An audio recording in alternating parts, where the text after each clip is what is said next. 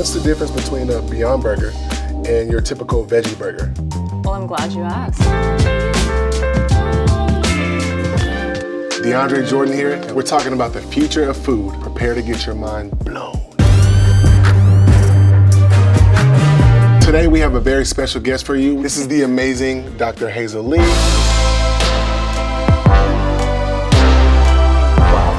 Food scientist. How does one even become a food scientist? Actually, I started studying climate change first, and I was studying molecular plant fossils for my PhD. And after studying climate change for a while and learning about how plant-based meat can really have a positive impact on the climate, I am now studying plant molecules, but from food. That's amazing. That's one of the main reasons why I went plant-based at the beginning, because seeing the way that you as one individual has an effect on the planet, your body, what's going on. Everything's kind of gets put into perspective a little bit, but that's awesome that you're doing that. What do your locker room guys say about Beyond Meat? When I first went plant-based, I kind of got made fun of a lot because they literally thought I only ate lettuce. But the guys now, they love it. They actually tried the Beyond Meat products, and I think that it's awesome for them to be able to experiment and try different things that they like. But I'm slowly but surely getting them to convert a little bit. That's great. It's just a small step, you know, and I think that if one or a group of people can do one day, then it goes a long way. So, Dr. Hazel, I'm sure that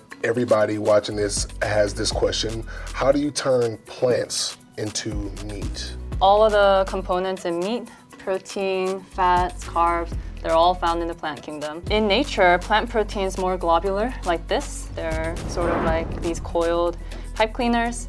And meat, muscle, they're more fibrous and layered like these.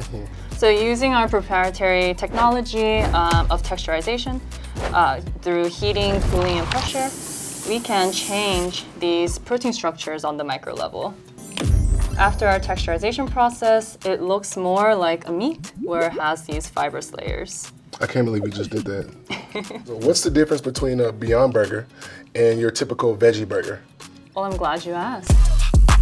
So we care about the protein structure change on the micro level because it really affects it when you chew it on the macro level. Okay.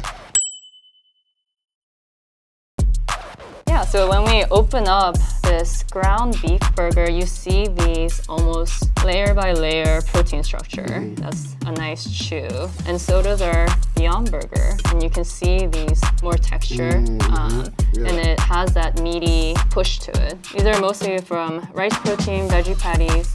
They tend to be a little softer in texture. And smushy. Right, and you can see all the ingredients that are more or less intact. It's like carrots and like peas in there, right?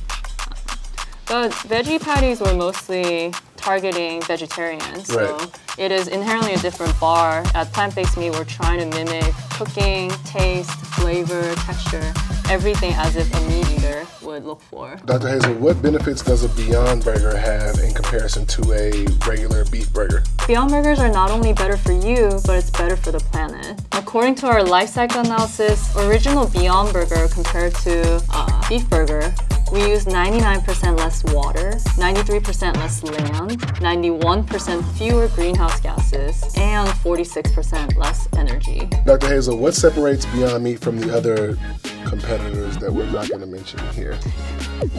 Yeah, we're non-GMO. We firmly believe in sourcing from simple plant ingredients.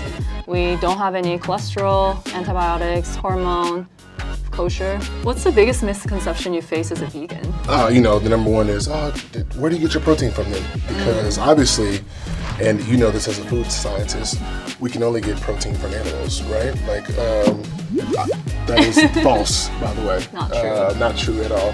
But I think that was the main thing at the beginning of my plant-based journey, the questions that I got a lot. But then when you start to tell people about how many grams of protein you can get from plants, and it's like, oh wow, I didn't know that. And then, you start to educate people on things that you're learning and, kind of spread the knowledge a little bit.